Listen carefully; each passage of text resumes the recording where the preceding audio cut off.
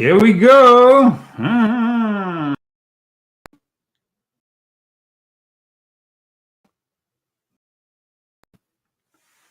Special effects. Okay, we are starting part 4 of our Illuminati secrets. It's a very particular episode. It's dedicated to alchemy. Welcome, everybody. I'm Leo Zagami. She's Chrissy Zagami, and we are here for the Leo Zagami show, exploring the Illuminati Occult Part 4, Alchemy, and the Great Work. I hope you will all accomplish such work. Hi, everyone. Happy Sunday.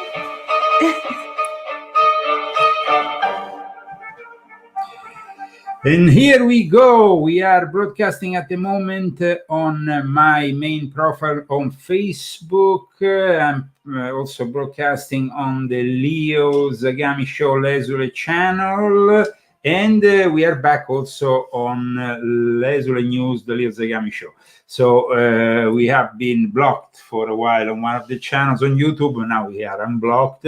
We are here with this new format. People seem to appreciate it. First of all, of course, we have to thank our sponsors, Christy. So Bruce Codish, and then we have Pina, and then who else? Because you know how to pronounce it better than me.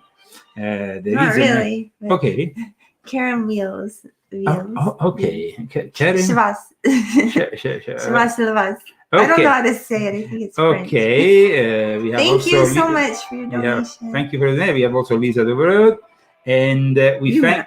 Nothing. What? I say her name because you can't say it. Okay, yeah, you say the name. I don't even know if I say it right, Lisa. Okay, but we want to thank all the people who make this show possible, the people who, of course, purchase our books, starting from my latest one, Confessions of an Illuminati, Volume 8, and then we have also Christie's books. Here they are. Yes. This is Volume 2, but we have also Volume 1, and all the others. Now, aside from the books, another way of sponsoring our transmission is also through your donations. And those donations can be sent through various methods. Fundly. Now, Fundly, we had to do something with Fundly because we were getting some problems, some hacking and all that. So we have raised the minimum donation on Fundly to $25 for a You're getting scammed. Yes, avoiding this way card testing and all that. So Fundly is a perfectly secure, of course, method, but is only for those people who want to donate $25 and above. While instead you have GoFundMe, which is also available for people who use PayPal, which we have been banned from. And then we have Cash App, which is only available in Great Britain and here in the United States of America. Welcome, everybody.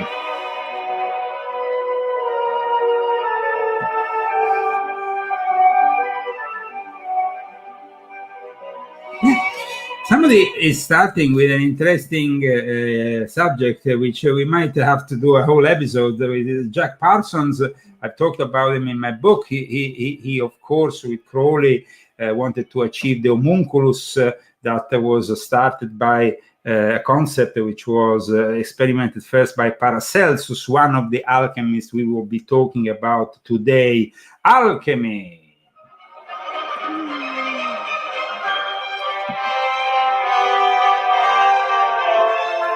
But what is alchemy? What is alchemy? Really? Now, I wanted to explain what alchemy is.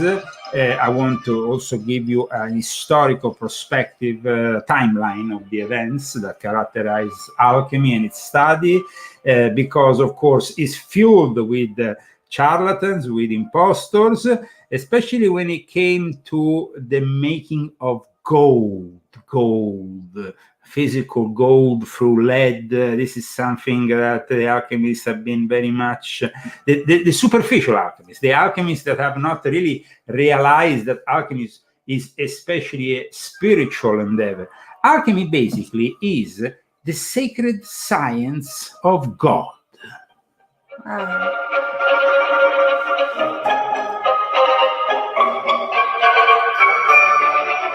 So you have a lot of confusion, it generates a lot of confusion, and it's deliberate choice of course, creating confusion for the alchemists, because at times they had to hide from, especially from the church, certain things.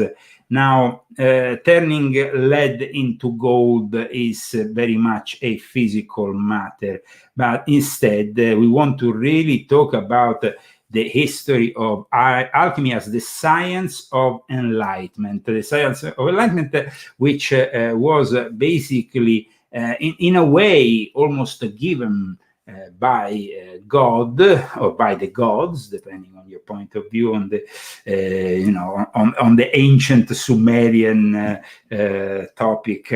We can talk, of course, about the gods who descended from the heavens, or some say were casted out of the heavens, if you have a Christian point of view, and especially if you follow the book of Enoch, around the time of Atlantis in Lemuria, some 13,000 years ago. This knowledge made its way through Sumeria, now, of course, modern-day Iraq, which is, of course, also one of the birthplaces of civilization.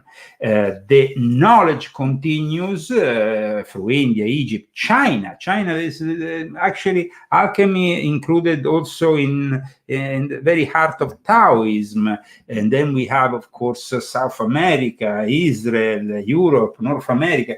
Now, there's a lot of books here on the table. One of my favorites for the origin of alchemy is this one by Tobias Cherton, The Golden Builders. I find it very useful, but there is also many other ones that are not available in the English language. And also, of course, that Jesuit called Athanasius Kircher, who was very much dedicated to alchemy. Now, alchemy, it's also has to do with magnetism. Every substance, everything around us is part of this. It has a different kind of magnetism. No? Now, Athanasius Kircher, in particular, was obsessed with palm trees. Palm trees as the most powerful form of alchemy because, and that is, of course, we are broadcasting from Palm Springs, California, from the palm of God. I love the palm trees. Now, why is so important, the palm trees in this alchemical concept? Because, of course, they should in some way demonstrate the love of God towards mankind, and also their power. There is a lot of power, apparently, in alchemy connected to palm trees. And so for the alchemist, having close palm trees is very important. Alchemy came to us in various ways, but it survived after the end of the fall of the Roman Empire, mainly through the Middle East. Now, in the Middle East, at one point, there was a particular group of people that had preserved these teachings. And, of course, being in the Middle East, at one point, they were visited by the Muslims when Islam started to expand, and they went to them and they said, so what is your God? Do you have a because, when you talk about the Quran, if you wanted to avoid getting your head chopped, you had to actually believe in one of the recognized religions of the Quran, which are, Christianity is a recognized religion, even if it's not a friendly religion to Islam, considered friendly. Judaism, the same. But these people who were involved in alchemy, basically they were studying the great text of Hermetes Trismegistus. And so they were asked, who is your God? And what are your beliefs? And are you in the holy book, which for them is the Quran? Well, they said, we will consult our sages and our lawyers, and we will come back to you soon. And the Muslim said, well, we need to go and conquer some other lands. We will come back, though. And when we come back, you better tell us that you are in our holy book. Otherwise, you have to convert to Islam. Now, that is a very interesting story. I find the story very interesting because at one point they actually found a solution for their problems, because in the Quran, it was cited a group called the Sabaeans. And nobody really knew what the Sabaeans were about. So this group that was preserving these medical texts decided to call themselves, they said, when the people came back, the Muslims came back, said, so what is your religion? Well, it's the Sabian religion. And actually, it's in your holy book. At that point, the Muslims couldn't chop their heads off, couldn't convert them forcefully to Islam. And the Sabians were made to protect the last remains of this tradition. Now, this tradition, guys, was dispersed after the destruction of the Library of Alexandria. But the Sabians were basically people that were not really, they through this escamotage, through the fact they call themselves Sabians, this group of people preserved this ancient knowledge. And then, of course, they were asked, who is your prophet? Who is your prophet? And they said, Hermetes Trismegistus. Now, this, just to give you a little touch of how Hermeticism kind of managed to preserve itself and survive within the Arab world, which is not really a word that really goes out of the boundaries of their Quran. And so it's a very strict kind of word. But they survived. And they, at that point, what happened later on is that these teachings re-emerged, especially from Arabs who were stationed in places like Spain and stuff. They researched, and they became part of the Renaissance. So, but where is that Hermes and his vision started? They started, of course, in Egypt, and it's said to be a tradition comes from much older. So how did this Hermes... well, there is a figure, out of all figures, Alexander the Great. And actually, people still are searching for the tomb of Alexander the Great. He conquered the land. He conquered everything, basically. His land was immense, a little bit like Genghis Khan. He went on... but on the difference between him and Genghis Khan is that I guess that he was a little bit more cultured. Nothing against Genghis Khan, but he was from a background of fierce warriors on horses and stuff. It was more than...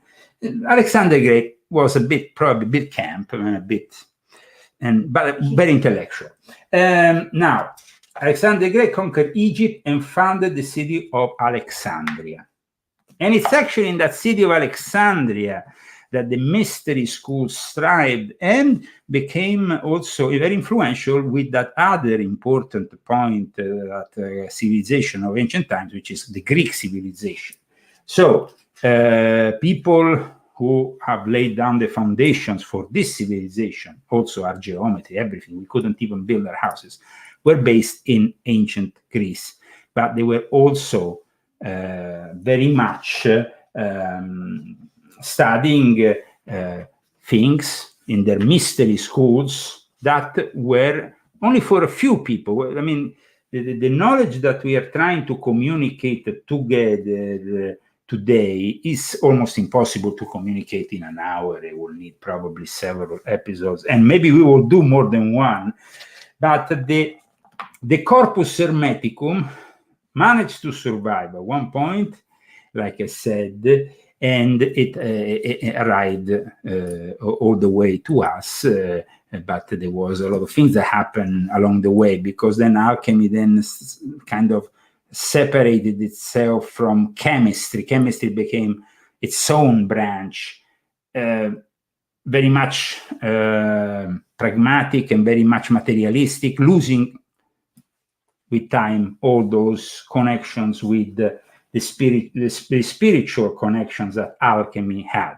Now, in alchemy, every single mineral is connected to a specific planet. That specific planet then has also a connection at times also with a specific astrological sign.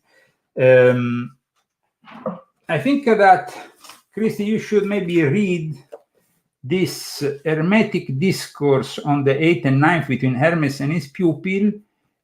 It's just an extract there. just this small extract, which I think is interesting, these two things here. Can you manage? Where, this top part yes, and this yes, bottom part? Yes. Tat, I will offer up the praise in my heart as I pray to the end of the universe and the beginning of the beginning, to the object of man's quest, the immortal discovery, the begetter of life and truth, the sower of reason, the love of immortal life. No hidden word will be able to speak about thee, Lord. Therefore, my mind wants to sing a hymn to you daily. I am the instrument of thy spirit. Mine is thy plectrum, and thy counsel plucks me. I see myself. I have received power from thee, for thy love has reached us. Right, O my son. Perfect. Okay. And this is like, of course, these teachings, this discourse is between, like the adept and his master serve the purpose of teaching those who read them. So then you learn from what is said some things. But alchemy is about change. Alchemy is about the primal matter. Is about everything that comes from one. God, and then everything in the universe from that one source, which is God. So this is, of course, not occultism in the sense of witchcraft, like we discussed in the past, grimoires and all that. But at times, alchemy has been used to cover up some occult material that should have probably been lost during the course of time because it didn't bring us anything useful.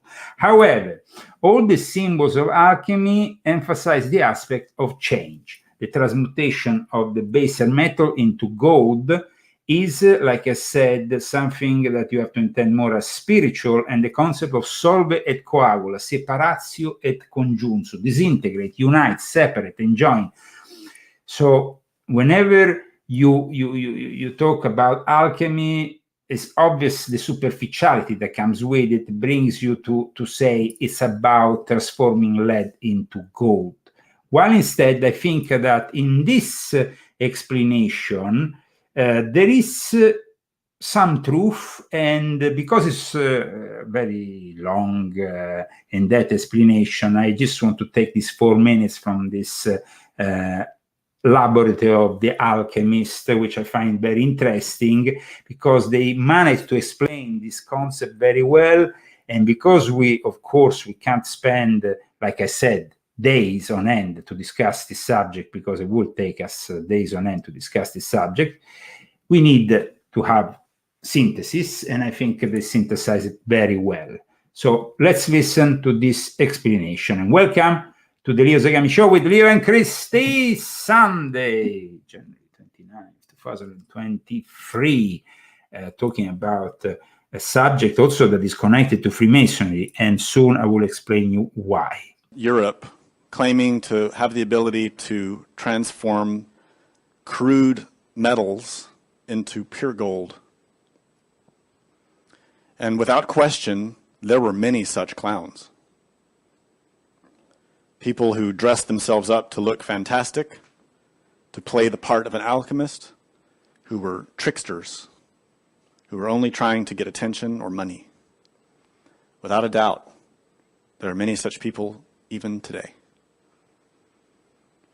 But this concept of transmuting lead into gold was merely a symbol of the actual work of alchemy, which is to transform the base metals, the earth, into pure metals. Symbolically speaking, that earth is us. In Kabbalah, the earth is represented by the Sefer Malkut, which represents you and me. But our metal, our earth, is very impure. It's very corrupted. It's very weak. It's susceptible to many illnesses and dangers. It is very impermanent and intransient. It is very unreliable. We don't know when we will die. We are very susceptible to illness, to weakness, to pain. We have no real power in the world. The tiniest thing can lay us flat. a microbe, can make us sick and kill us. This does not equate strength. This is not a sign of strength or power in nature. It is a sign of weakness. To transmute the lead into gold refers to transforming the psyche, the mind, the heart, the personality, everything, into spirituality, into gold, into a vessel through which the Divine Mother can operate without any obstacle. So Samael says this work is only possible in the laboratory. Now, some people say it's only possible in the laboratory, but in reality, Athanasius Kircher denied this, and through alchemists, I've always said that you don't need all these things. You need basically one, one athanor. One athanor is basically your internal, it's like the oven, but you have it internally. Okay. So the concept here, okay, first of all, historically, let's go back to what we said when Hermes meets Islam, what happened in AD 830, when we saw these Muslims going to these people who were the Iranians, and they answered in a way preserving what was left of a tradition that went lost. But why went lost? Because now we have to go back in time, and we will find, dear Christy, that women were some of the most powerful alchemists, of the Alexandrian school. Now, this is something that not many people know about. And why is that? Because they were definitely very clever, and one of them, more than others, is still known to this day, and people still practice what she invented, even in the kitchen. I'm talking about a woman known as Maria the Jewess. Is that Benyari Maria, whatever? Well, she, Mary the Jewess, or Maria Hebrea in Latin, or Mary the Prophetess, is not to be, of course, confounded with the Holy Mary, or Maria the Copt, was a very early alchemist, known from the works of another very important alchemist that many people refer to, which is Zosimos of Panopolis. Now, I want to talk about Mary the Jewess because she invented the French vein, the Bagno Maria, the how you call it? You call it the Dacia, but it's more correct to call it bain marie. Bain marie is basically a system that you use in the kitchen this day, and when a water bath, or a double boiler also, which is basically when. How you want to describe it? I mean, it's like a double boil.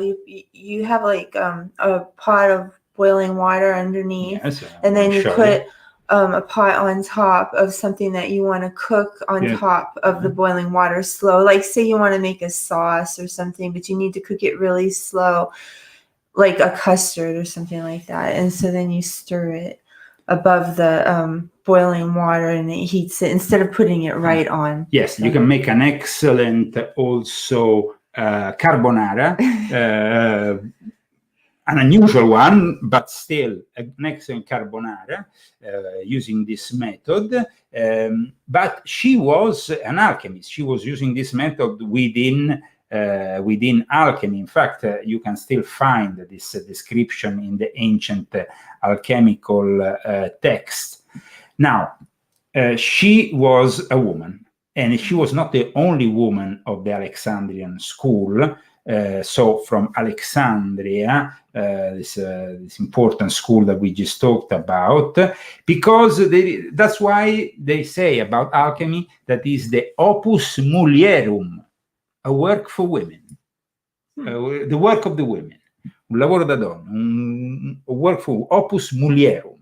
This is very important because, I mean, you not only have her, but there is also another figure, another 1st century AD figure known as Cleopatra the alchemist. Nothing to do with the original Cleopatra, which was herself also equated with alchemy and with magic. But this is very important that we go back in time and describe how alchemy started making its first moves in the Western initiatic system. So Mary, the Jewish, how you pronounce Jewess, like a Jewess, yeah, like a female Jew, Jew. a Jewess. Okay, lived in a period which is probably around 3 centuries after Christ, more known 2 centuries after. I mean, it's unknown, but we know it through the work, like I said, of Zosimus of Panopolis. Now, Zosimus of Panopolis is a much more cited individual. Zosimus the alchemist, a Greek-Egyptian alchemist, very known also as a Gnostic mystic, whose work then was transmitted to those people in Iran and Baghdad, those Sabians that we cited earlier on. And then from there, we had people, Arabs, Arab philosophers who transmitted this to in the early stages of the Renaissance. The Corpus Hermeticum, we can say, kick-started the whole Renaissance. So what does all this mean? It means that these things might be abstruse, strange, weird, but they have a lot to do with our own reality. So Zosimus of Panopolis is the one who actually codified and wrote one of the oldest books of alchemy, which is called the Keikometra. And I hope I spell it right, Keikometra, because it's Greek, and Greek, I studied Latin, I never studied Greek at school. Now, pieces of his work survive in the original Greek language and translation into Syriac or Arabic. I would like here to, let me see, make you read, Christy, a passage of something which I find very interesting, which survived apparently from ancient times. They say they found this inscription in Babylon carved in Syrian characters and was then translated in Alexandria. Okay. They found it in Babylon? Here it is. This is the passage. This whole thing right here? This little passage. You manage? Yeah. Okay then. O immortal soul, clothed in a mortal body, you are born from on high by the evil bonds of necessity. For God himself declared that you would rule over mortal bodies and bear the sinful, being the yarn spun by the fates and necessity. For like a man who is imprisoned and in bondage, so you too are held by the harsh bonds of necessity.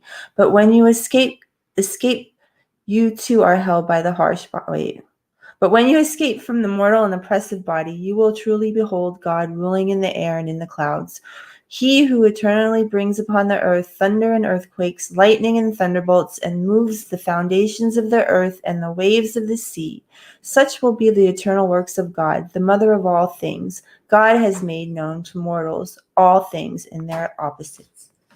Thank you, Gracie. That was excellently read, and I think it's also very important that you remember that, of course, the principle of alchemy, the main principles of alchemy, are also announced in that fundamental text of the Corpus Hermeticum that came to life, which is the Emerald Tablet, which we cited right at the beginning. The Emerald Tablet? We cited right at the beginning of our series of dedicated to the secrets of the Illuminati. That's something we said right at the beginning, if you remember. Because, okay, we can say, is it true without lie, certain of truth, that which is below is like that which is above? This is, of course, the laws of correspondence. This is very important. Now, this part here, open your ears a second. Sorry if I sound a little bit... but it's important to understand the law of correspondence before we go further in a study, because very few people understand this important law, The principle of correspondence in alchemy is fundamental because it's also then connected to the principle of correspondence in Freemasonry. So, alchemy is basically a technological practice and a spiritual way of approaching a philosophical understanding and philosophical understanding the world. But it's important that you understand that there is, for the alchemist, a world of analogies. Analogies and correspondence. Everything corresponds to something else, no? So the step from analogies to correspondence was easy, at least before Galileo introduced a new way of thinking that was characterized by what we know today as logic. The argument, this correlation, this analogy, brings us to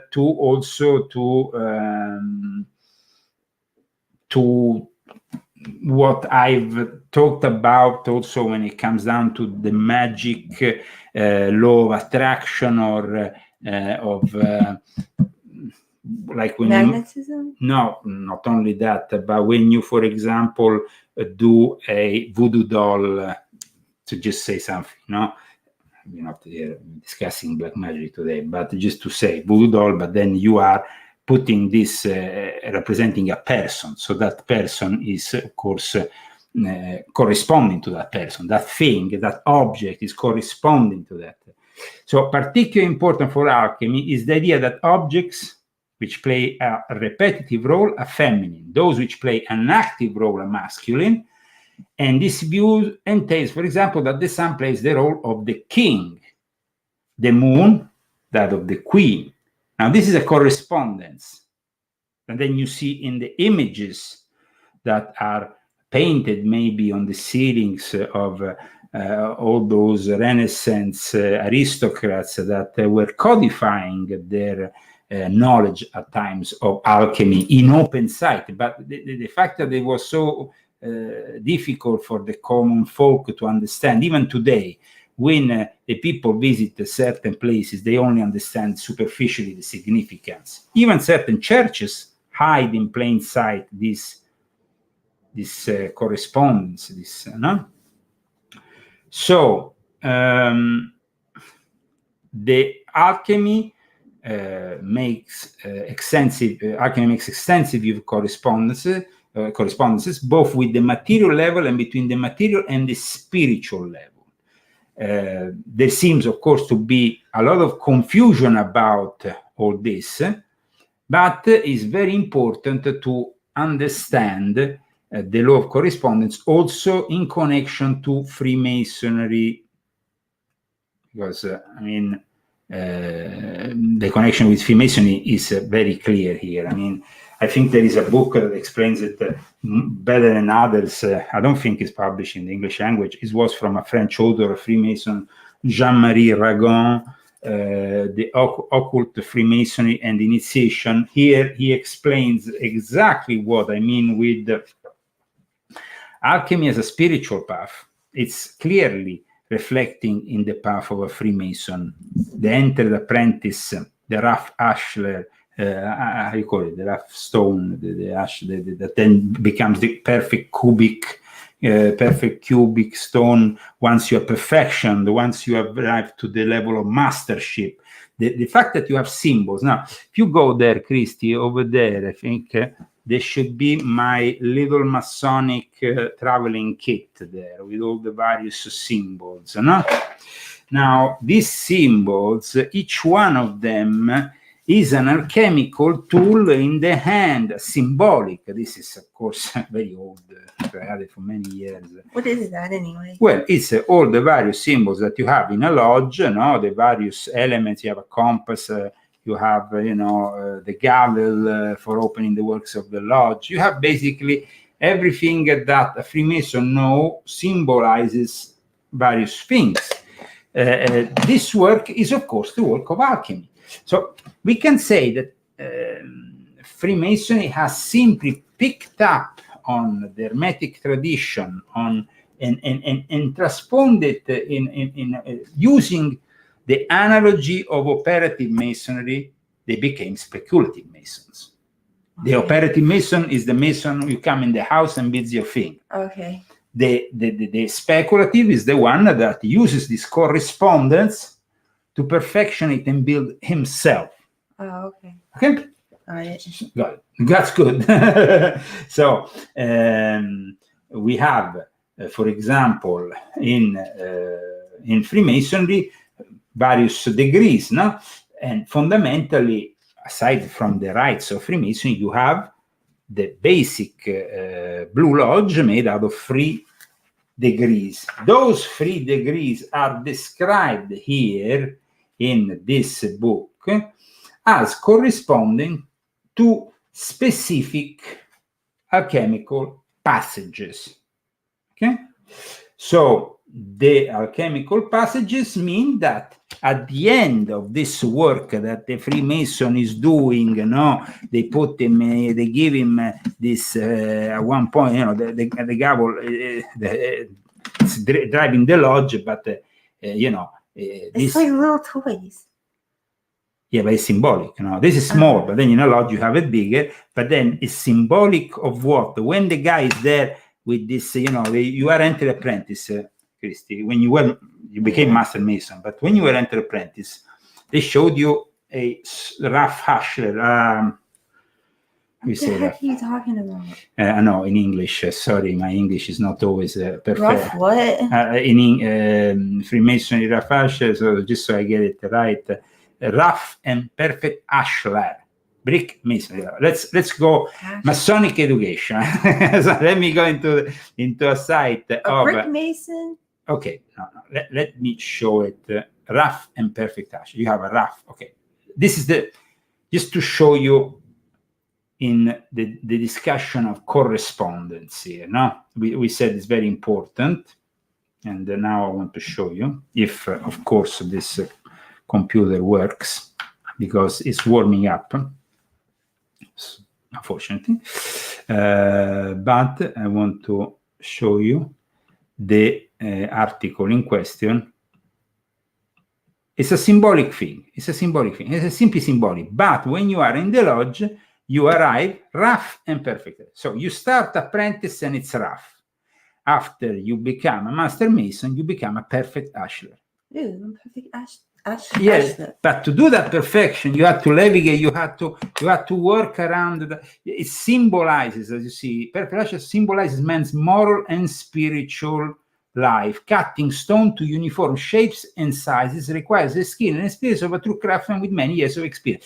Is simply, basically, alchemy that was put into the realms of a mystery school, which is basically Freemasonry, and then they initiated people in the hope that they would perfectionate themselves. I'm talking, of course, about Freemasons who are not the Freemasons of today, who might at times study all this and think they are perfectioning themselves, but because Freemasonry should also help society, and society is going to hell, we see that they're working not so good. I mean, it's not working so good for them. Not really. They haven't really perfectionated anybody. Not really. Their members haven't understood any of the concepts that really they should have understood. No. So, no, I think that is pretty clear. I ain't even going to say nothing.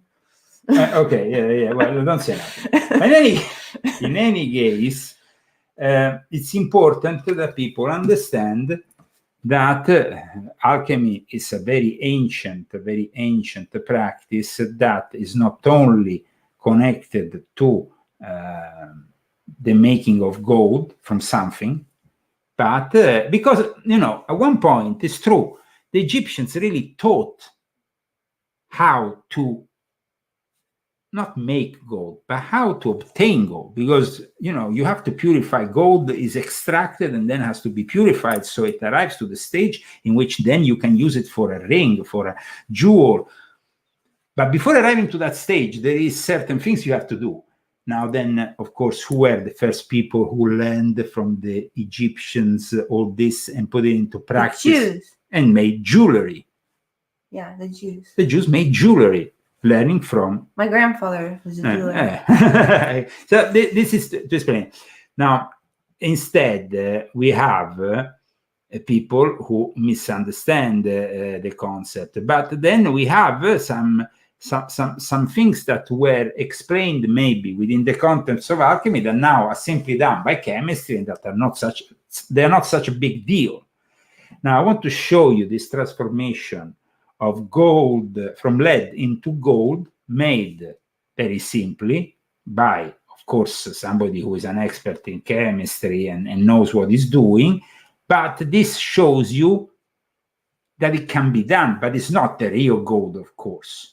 But it looks like it. And of course, back in the days, if you made this trick, maybe people will have believed. And actually, this trick came to life. And now we're going to discuss it in that famous magical door of Rome. Let's see this experiment. Okay, so today, I've decided to try and turn some lead into gold. The first step is to get a few pieces of lead and to add some dilute nitric acid. The acid almost immediately starts reacting with the lead and dissolving it. It's turning it all into lead nitrate, and it only took a few minutes for most of it to disappear. Eventually, though, it started to slow down, so I turned on the hot plate and I added a bit more nitric acid. So now it's done, and I'll just temporarily put this to the side. What I have to do next is get a beaker and add some boiling water and a small amount of potassium iodide. This all dissolves really quickly, and on top of this, I'll add a bit of vinegar and that little lead solution from before. Now all I need to do is turn off the stirring and basically just wait. As it cooled down, it turned yellow, and I started seeing little shiny specks. They slowly grew into much larger flakes, and it was eventually raining gold. Unfortunately, though, as much as I wish it were, it isn't actually gold. In reality, it's something called lead iodide, and it just really looks like it. I originally thought that this wouldn't last for very long, but it was still going the next day. I then filtered it through a coffee filter and let it dry, and I was left with a bunch of flakes. Even though I know for sure that it is lead iodide, it still really looks like gold.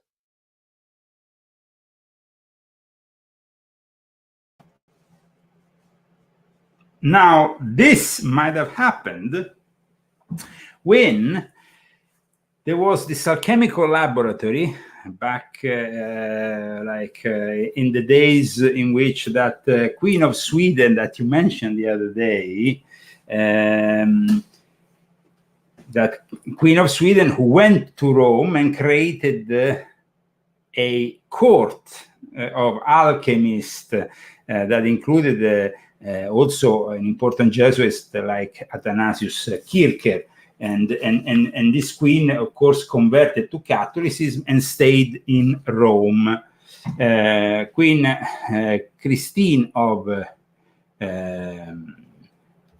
Sweden was definitely an alchemist, or wanted to at least partake to these experiments, and so she's very much known for having left.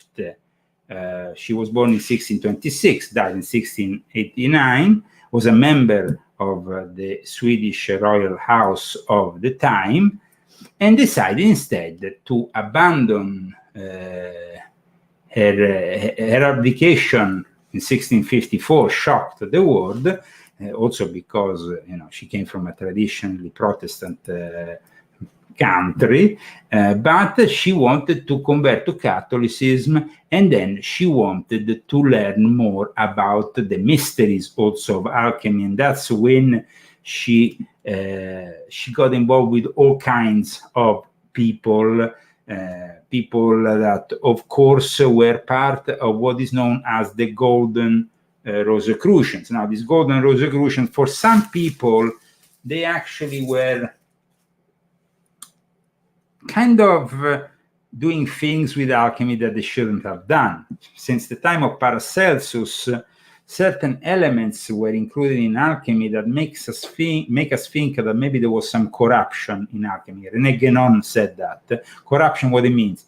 Meaning using human blood using then also female, male sexual substances, then became the alchemy, for example, of Aleister Crowley later on, all that, no? But in the meantime, let's go to Rome, to a place that me and Christy visited many times. In this case, though, the video is by Martin Fawkes, who is one of the main Masonic editors in England. He is very well known. Plus, at least it used to be his wife, Philippa Fawkes, wrote a very interesting book with Freemason, very important Freemason in Scotland called Robert L.D. Cooper on Cagliostro. But the alchemical door in Rome, this is how he visited it, and this is a small account, lasts only a couple of minutes, but it's worth watching it. Hey there. I'm in a park in the centre of Rome. And these are the ruins of a villa that once stood here. And the whole park used to be the beautiful gardens of that villa. Legend has it that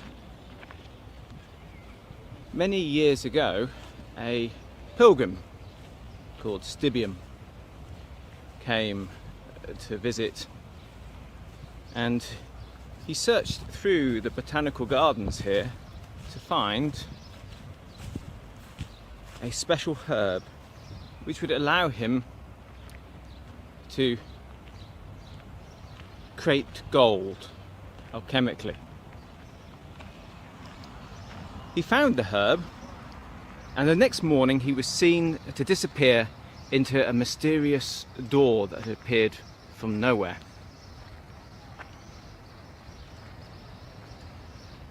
Where he stood, there were only some flakes of gold and an alchemical manuscript which is yet to be decoded, showing how he achieved success.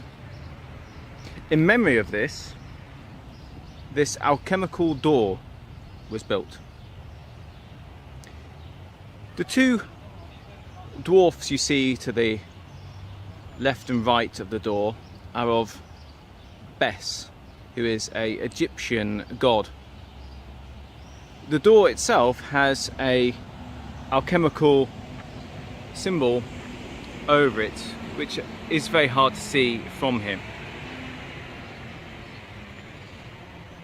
The pilgrim's name is in fact the Latin for antimony, which is a metalloid, a substance that is metal-like but doesn't respond quite like metal.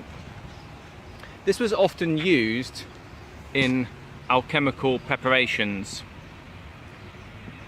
the symbolism of which is the ability to transmute animal natures into higher natures.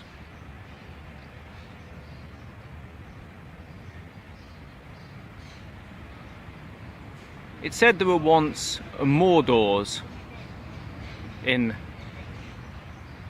the area, but perhaps they're yet to be found.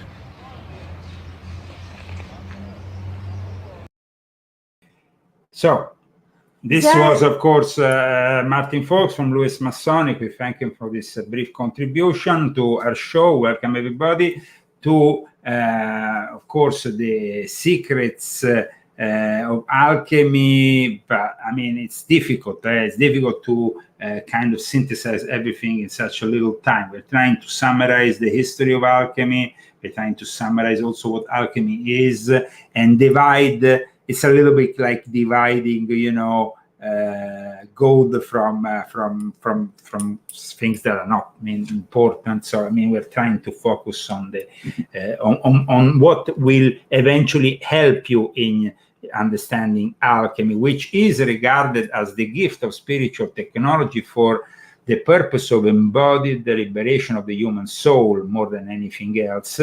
And the illusion of individual separation gives way to unity with the transcendent. Let's remember that the concept always, we all come from the one, transcendental. Yeah, but we also come from one, comes everything else. Everything it started with something, and then it became God. You have 1 + 1 is 2, but then from the 2 comes the 3, and then from the then things. Okay, so the illumination, the enlightenment, the transfiguration, the ascension, the realization of what all this is, it takes people years to even grasp some of the concepts that of course we are discussing today, because the attempt to change the metal lead into gold is something that can influence Hollywood. It's something that we can discuss in Bollywood of compassion. I mean, it's something spectacular. But transforming the lead of ignorance into the gold of enlightenment, that is a different matter, and is obviously a metaphor. This is a metaphor going back to the laws of correspondence. Now, when it comes to the laws of correspondence in Freemasonry, this is rather interesting, because you see, you have, of course, the emerald tablet saying that which is above is like what is below, and this axiom is, of course, the main principle of Hermeticism, and one of the areas in which this principle correspondence is made more readily apparent is obviously the architecture of a lodge. When you have you enter a Masonic lodge, the lodge room is plainly stated that is a model of the universe, and on top you have the stars, below you have the checkered floor. The terrestrial and celestial globes surmounting the pillars of the temple also reflect that law of correspondence. And so it is important to note the juxtaposition of the terrestrial and celestial globes atop the Masonic lodge brazen pillars, Yakin and Boaz. And the fellow craft mason in particular is directed during the ritual. They are, they are the noblest instruments for improving the mind. And then you are, of course, you are projected towards the 47 proposition of Euclid, which becomes then fundamental for the master mason, squaring the temple. Now, you remember Christie squaring the temple. I remember that this is a procedure that kind of caught you a little bit unprepared, but then you understood about it when I made you understand how to square. No, that we had to go around this temple a number of times and squaring it on the corners. Yeah, like you. Okay, yes. Now, but you have to turn like a special way. Yes, you have to turn a special way, and that is squaring the lodge. So the principles of correspondence are in plain sight in the Masonic lodge. As above, so below, as below, so above. And the grasping of these principles should make us understand many dark paradoxes and the principles of nature, the hidden secrets of nature. Now, that's why I love this book. It's not available in English. Maybe one day, if I have the time, I should translate the whole thing. It's definitely a complex matter. The Great Book of Nature is a book that was written by a Mason in a French lodge that eventually died with an alchemical experiment in his own lodge while he was conducting the experiment. This guy, of course, might have been a fool, might have been somebody who didn't understand, or might have pushed himself. Okay, because the thing is, a lot of people say, if the Egyptians had the secret of transforming gold in general, aside from lead into gold, but simply transforming silver into gold, then why didn't they do it more often? Now, the answer is they, of course, didn't want to give this secret out in the open, and also it's very dangerous. So, while the spiritual alchemy, still dangerous, is possible, they say that materializing gold is almost impossible because the risks are too many to do that operation. So the Egyptians didn't want to do something that would cost lives. But at the same time, they wanted to. I'm not scared. People think I'm scared all the time. I'm not scared. No, well, I mean, sometimes it's good to be respectfully scared of something, or at least surprised. I'm not scared of any demons. I'm not scared. But this is not. I mean, you of course you could have you have been a little bit upset by some of the things we said in the past episodes, in which it was much more dark. I don't like to sit and listen to it. I mean, but this is different. I'm not scared, though. I mean, I'm not afraid of demons. I'm not afraid of anything because it doesn't have anything to do with me. So, I mean, I don't get attacked by these things, so I don't worry about it. I'm in line with God, and so I don't worry about these things. So. And this stuff doesn't scare me. It's fascinating. This is fascinating. I mean, we said that, of course, this also goes back to those people that have given us the principles of geometry, which have enabled us to construct everything that we have around us. So those principles of geometry are, though, corresponding to something else. Okay? Now, a knowledge of the principle of correspondence enables man to reason intelligent from the known to the unknown, studying what is known as the monad. He can understand even the archangels. Moving forward, we have, of course, a lot of things said about the philosopher's stone. What is this philosopher? What is this lapis philosophorum? What is it? Mythical substance that can finally make you realize things spiritually, but for the more materialistic alchemist, it will transform mercury into gold. The famous word is chrysopheia. In alchemy, the chrysopheia refers to the artificial production of gold. But remember that in reality, there is also a spiritual concept that goes with it, that brings you to the elixir of life. Now, one of the great alchemists that shocked Europe and in the end was so powerful that was arrested by the Vatican, we all know, was a member of my family, Count Cagliostro. So let's listen to this brief passage that can enlighten us a little bit regarding Cagliostro from a movie that was written by Pierre Carpi, who was a famous Freemason and author, Freemason of the P2, together with Enrica Bonaccorti. This is, of course, a movie that I think we have also showed a Masonic scene from once, but it's important to listen to this initial passage, which I find maybe useful for those who are tuned in. And please contribute to our next show so we can make possible our next shows by donating through Fundly, through GoFundMe, through Cash App. Thank you for your contribution, Bruce Kodish, Pina, been very kind. Also, Ellen. Ellen. I don't know. What's her last name? No, that's Karen. And there was an Ellen, too. There was an Ellen. Yes. But if you don't write down the names. Because you had that one. I didn't have that one. You had that one. Where have it written down? Ellen Sukutras. Okay. It was on Friendly. Okay.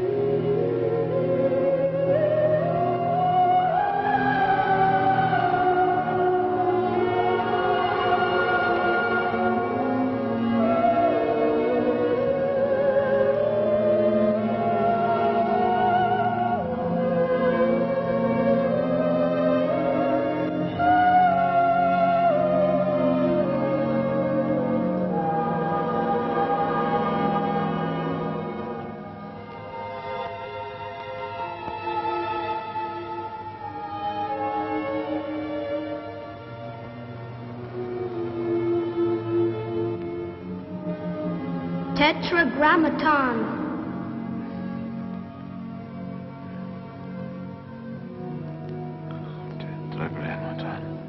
Cagliostro.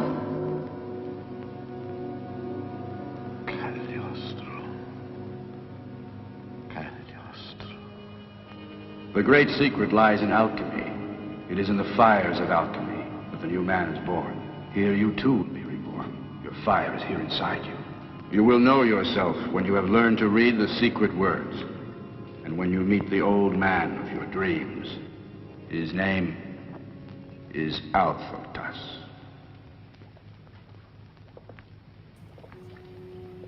And when will this happen, Brother Humble? I do not know, but soon my earthly voyage will end. I only ask that you come here tomorrow. Alphotas, the initiator of Cagliostro. Alphotas is top, isn't it? And of course, Hermes, Trismegistus, has always been connected also with Thoth, and it has been a mythological figure. Like Athanasius Kircher also says, I mean, some people have tried to find an historical king, who is this? Who is it? The reality means 3 times Hermes, 3 times great. Hermes, 3 times great. So Hermes, we have an issue here with the sound. We will be imagining.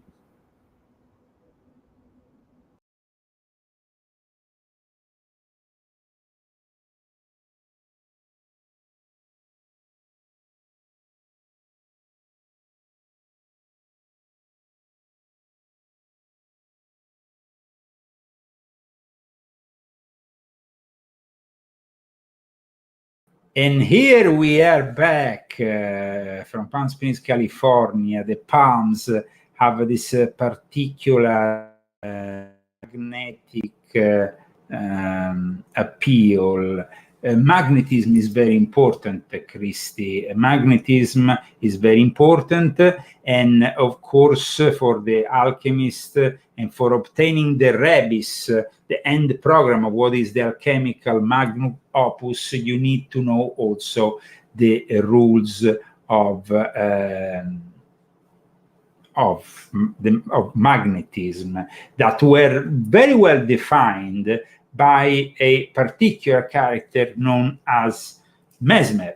Of Mesmer, I talk about in volume 8 of my Confessions. I've cited him earlier in this series that we're doing on the secrets of the occult, on the occult secrets of the Illuminati, during the time of, let's say, preceding the French Revolution. On the eve of the French Revolution, Dr. Franz Anton Mesmer was one a very important figure in the Illuminati. Actually influenced many people, including Adam Weishaupt.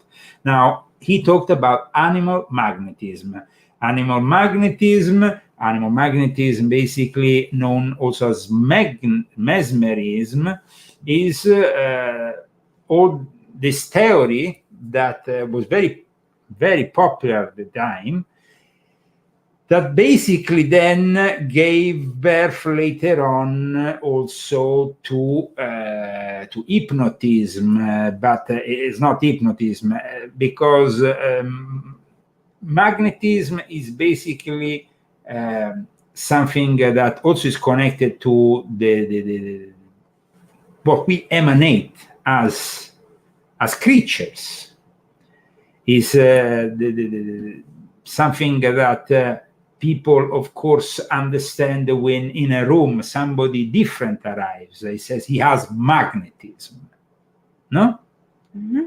And there is people who have magnetism, people who don't have magnetism. Now, the importance of magnetism later on, of course, gave birth also to hypnotism, because that magnetism used in a certain way and it became influences the person that after can be hypnotized. No, if you have a certain kind of magnetism, this vital fluid, this animal magnetism, was described in this way in 1791, and Christie will be, of course, reading it. Put it up. Above. Modern philosophy has admitted a plenum of universal principle of fluid matter which occupies all spaces, and that as all bodies moving in the world abound with pores, this fluid matters introduces itself through the interstices and returns backwards and forwards, flowing through one body by the currents which issue therefore to another, as in a magnet, which produces that phenomenon which we call animal magnetism. This fluid consists of fire, air, and spirit, and like all other fluids tends to an equilibrium. Therefore, it is easy to conceive how the efforts which the bodies make towards each other produce animal electricity, which in fact is no more than the effect produced between the two bodies, one of which has more motion than the other, a phenomenon serving to prove that the body which has most motion communicates it to the other, until the medium of the motion becomes an equilibrium between the two bodies, and then this equality of motion produces animal electricity. Now, for example, Christy, you notice that sometimes I have a problem with my magnetism when it comes to touching things and getting this electric, no? Yeah, yeah. Because it becomes a real thing, guys. It's not just some thing up in the air. It's actually a thing that materializes. Yeah, like all your bank cards, you demagnetize all your bank cards, so you have to like always have them covered. Because if you remember, you demagnetize your bank cards, so then you have to put them in paper. You have to have a special cover for them. It's a special kind of There's container. some other thing you do. Yeah, when I put on the light bulbs can blow up if the magnetic current is not good. Yeah. And other things. So there is definitely magnetism. It's not. We're not talking about something. I want to say something. Yes. One time I had a spiritual experience, and when I came back from it, I drained some things. Like a computer and different things. It was after a dream I had. So I came back and I was like draining everything. Remember? Yeah. I had that dream. Yeah. So it became like, a big movement, this animal magnetism, this mesmerism. And there was also the creation of a Masonic body by Mesmer, known as the Society of Universal Harmony, which we might discuss more in depth in another episode. There was a Masonic order. The philosophy of animal magnetism was definitely an intellectual force for nearly 100 years. And of course, people still have elements of this animal magnetism that are now felt through other practices. Like, for example, I guess that you have magnetism, but then you have also a way of devising your words, and then that can become neuro-linguistic programming. I noticed that people like, for example, Marco Paré in South France with Jean-Pierre Giudicelli, they worked on mesmerism, but at the same time he devised then neuro-linguistic programming 3, which was a is that semantics? No, but then it becomes something different. It's anchoring and all kinds of other things that you can do with your words while you're talking with somebody.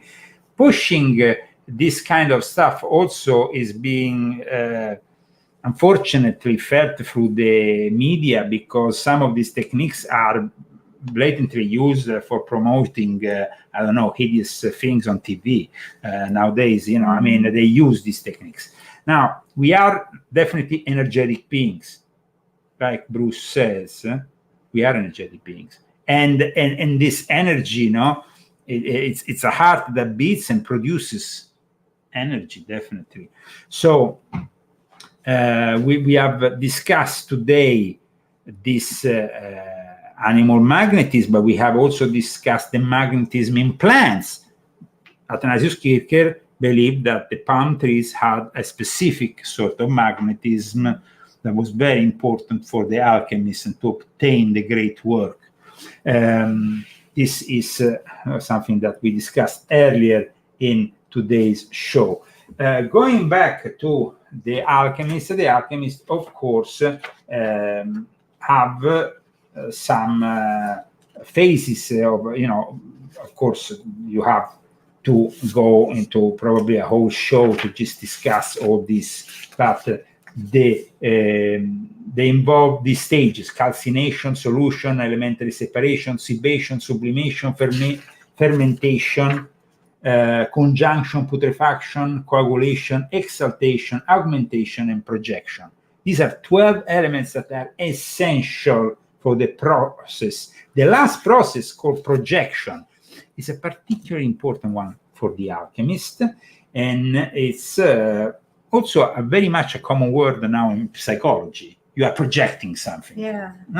So this is also coming from alchemy. Other things that I want to make you acquainted before, of course, we end up today's show is all the work that the alchemist does in what is known as the magnus opus, the great work. The great work has various stages. Now, mainly the colors of these stages are black, the nigredo, then you have the white phase, and ultimately you reach the red phase. This could also make us understand why red is such an important color for the Illuminati. Now, the process of the great work is described in Latin with 4 words: nigredo, albedo, citrinitas, rubedo, meaning that is the blackening, the whitening, the yellowing, the reddening, the purpling, making it red. So in reality it's 4, but it's actually 3 in colors, because you go really from the black to the white to the red. The in between is not really. And these 4 phases were described originally in by Zosimus of Panopolis, who wrote about Mary the Jewess. Let's go back to the fact that Mary the Jew, who is not the Holy Mary, but was an alchemist, was very influential, not only for her Bain Marie, for influencing maybe her own cooking skills, which is very welcome in this house at least. This week you made some great food. I cooked a lot. Yeah, but the cooking is alchemy. You see, people understand, what are you putting in your body? What are you cooking? How you're cooking it? The quality of the food that you're cooking. That is part of alchemy. Yeah. Huh? Everything came out good today because I watched Grandma Gina. Okay. And all this week, everything came out good. Everything came out good. Because she has good energy, and she put good energy in my kitchen. So let's go and see some of the things that you did. Today, you didn't want to give me the photo. You made an excellent fettuccine, homemade. Oh, what are you doing? Fettuccine Alfredo, you made. Very good. I was just there. Yeah, fettuccine Alfredo, very good. But you made a lot of food, and so I want to just show our viewers one of the things that you made. For example. Oh, don't show that. Why? I don't know. It looks very good, Christy. This, I mean, we're talking about, let's remember, guys. Show the spaghetti and meatballs. After we show the spaghetti and meatballs, of course, that's important. But here, this fantastic plate. Delicious. Chicken marsala. It was fantastic. Yeah. Not only this chicken marsala with mushrooms, what was in it? Chicken and mushrooms and marsala, and great. I don't know. I didn't have the Marsala is a kind of wine in Sicily. Of course, all the alcohol evaporates when you cook, so you can cook. I learned my recipes. And then you have bread here, fresh bread that you made. Yeah. Making bread is also a sacred thing. I mean, bread is a sacred thing, guys. It's not a joke. And I made pasta too. That was something. I want to show the spaghetti meatballs as. I didn't make that pasta though. What? Which one? pasta. Ah, no. for Vabbè, no, but meatballs. I that's didn't you make use that. dry pasta for that. Today, though, you made fettuccine fresh, and I made that though. you made fresh though this one. So which Yeah, one? The ravioli. Yeah, The ravioli. yeah. Yeah, this is the ravioli. What is it? Christie's Cooking Corner. No, but it's not a question of cooking. People need to understand because they think about alchemy, they think about something boring, has nothing to do with your reality. But then what you do, you go and eat a McDonald's, you poison yourself, you poison your spirit, you poison everything. Food has a reaction. We eat certain animals, we absorb the spirits. The alchemists work with that kind of stuff. The alchemist actually, for example, you never want to eat meat. No, that's not true. It depends how the meat is. That's why in tradition, like for example, in the Islamic tradition, you have halal. In the Jewish tradition, you have the kosher tradition. In the processing of the food, where the food comes from, is I always think that is important to eat certain things organic, not because I'm some kind of fancy leftist, whatever. It's because I want to know where my food is coming from. And if it comes from an animal that has been treated by that spirit while it's killed, will transmit in our food, guys. True. Now, in the books of alchemy, for certain process, they say that what you can eat and you can't eat before a specific operation. Because, and then you have to, for certain operations, you have to, of course, not eat meat for like 24 hours or 48. For others, you can eat meat, but only certain kind of. So all this is, Bruce, you want to eat the bugs? Now, the bugs is something completely wrong. It's wrong because they transmit viruses, things. Yeah. And now in Europe, imagine, everything that now we get from Europe, we're going to have to see. Because now Europe has approved the use of this bug powder and stuff in a lot of their products. Gross. Now, Italians are very careful about what they want inside so I don't know how this is going to work out, because already in Italy, I know that what are they going to put bugs in pasta sauce? my old friend Francesco Lollobrigida, who is now the minister in charge of the politica alimentare of the food there, is completely against all this, thank God. And that's why they didn't send Meloni, any of their ministers, to Z-Bugs master Klaus Schwab. The problem here is that they want us to eat this rubbish because they want us to become like bugs, like insects, absorb the spirit of these insects and become like ants in their monstrous plan. Terrible. Was I clear? Yeah. I think it was clear. Yeah. Okay.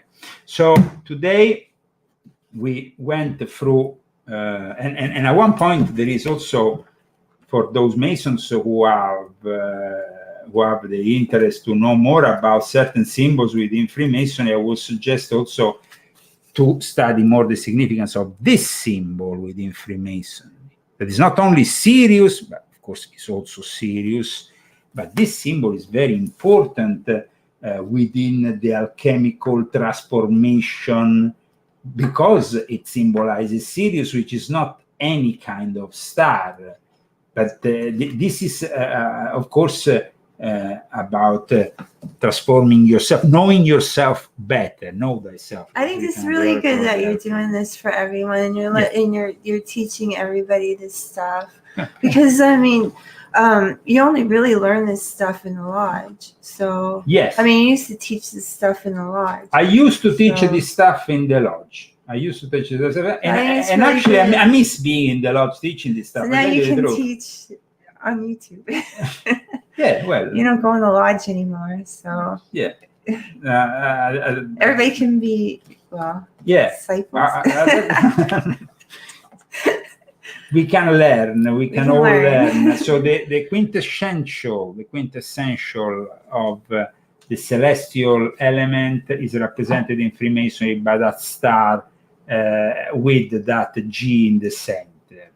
And of course, you are a master mason, because you have done the third degree, and the third degree is basically the degree in which you theoretically reach to the great, you are brought back to life to receive the greatest mysteries, and then of course you adopt that chain of union also, now that all Masons do when they are at times in the lodge.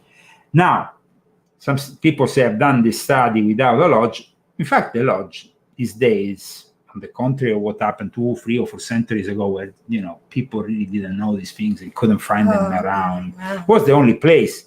Well, instead, now people can study it. But there is a difference from studying something and practicing it and becoming involved in your own alchemical transformation. A real lodge, a lodge of people who really are working for God and not for devil, and not for matter, not for the bad stuff. Well, it's a lodge that brings us people who can then construct great realities, one name for all, and then you have to be silent because you can't say anything. George Washington. And that's it. Without him, you will not be here, my dear friends, in the United States of America. So there was at least one guy who applied positively certain teachings. No? I don't think that people can say, oh, Mozart, of course, then he also, we should talk about him further. I want to show you, though, your spaghetti meatballs to close down the show. Oh. Because without your spaghetti meatballs, we can't close down the show. I'm hungry right now. I wish you wouldn't. You want me to make no, don't show that. Your article. So yeah, that was the article. Okay. This is the spaghetti meatballs. This is Christy's spaghetti meatballs. Yeah, I find them very good. I mean, the best. You can find Grandma Gina. Grandma Gina makes spaghetti and meatballs. Grandma Gina makes braccioli. Grandma Gina makes everything, and you can learn how to make it. Okay, but there is a but here. Because, Christy, you used to make spaghetti meatballs even before. She gave you a different technique. Yeah. Now, you always make great spaghetti meatballs. So do you think that this latest improvement or difference? Like better. I mean, you think it's better than what you had before. Yeah. Because they don't have the well, I used to put onions in my meatballs, and she didn't do that, and I tried without it, and I liked it better. And then also she put pecorino, and usually I would put Parmesan. So, but I really like pecorino cheese. I used to not like it, but now I like it. So. Oh yeah! Finally, it's great. I love pecorino. So finally, I converted Christy to pecorino cheese. Now here you made also bread, and you made also a very incredible. This is how we can do a pate of olives, no? Oh yeah. Yeah, this is easy. People can do it very easily with a little bit of garlic, but it comes, and then you the olives, and then you put it, of course, on the bread. Guys, I thank you for tuning in today, for being part of today's show. I thank the sponsors of today's show: Blue Scottish, Pina, Ellen, and Karen. And Karen, and Ellen, and even Lisa, also the Lisa, of course, has been part of our sponsorship. So, guys, if you want to see more of us, if you want to, of course, become sponsors of our broadcast, you can do it anonymously, or you can do it, of course, with your name, and that you can decide yourself. But you can, of course, reach us and sponsor us through GoFundMe, Fundry, and Cash App. And we will be, of course, very happy, so we can dedicate more time to our work to make this show better. Apart from this, of course, we have all the books. Christy, here are all the books. Your book, one book here for you. This book in mine. Then you have another book. Volume 7, guys, is still a great book that should be read. For those people who are, and volume 6.66, these are essential books. And then even Christie's Confession 1, because Confession of the Illuminati Princess, volume 1, To know more about the subject we discussed today, Volume 5 has some great elements in it. So I particularly advise you Volume 5. At this point, you want to bring in Rambo, or is he sleeping? He's asleep. He's sleeping. He's sleeping over there. Ah, And I have a okay. lot to do right now, so I'm not going to wake him up. Christy, okay, we are going to be going in the kitchen now. We're going to transform some elements, and then we're going to eat them, and we're going to serve them in a body. That is alchemy. So don't... I'm going to go in the kitchen, and I'm going to do the elements, and I'm going to make it. Wasn't I supposed to? Well, I didn't do it, no, because you did the fettuccine fresh today, nice fettuccine Alfredo, which were excellent. But guys, remember, when you go to a restaurant, when you go anywhere, remember what you are absorbing is also the spirit. Every single element in nature, animal, mineral, everything has energy. So and can you absorb positive. people's energy off of Facebook? Like, if you're like watching somebody's posts and they have bad energy, you think you can feel The it? egregor, their egregor, I guess, their thought form. Yeah, definitely. Yeah? Oh. Well, I kind of tend to not get involved too much. So thank you, everybody. God bless you all. Have a great week. Usually we are on Saturday. We don't do it on a Sunday. So next week we're going to be back on a Saturday. On a Saturday at 5 p.m. PST, we are back with another great show. Yesterday, instead, I did Freeman. And he's a great researcher also, and we did a great interview together. So go and check it out on Freeman TV. Take care, guys. Bye. Christian Leo. Bye-bye, everybody.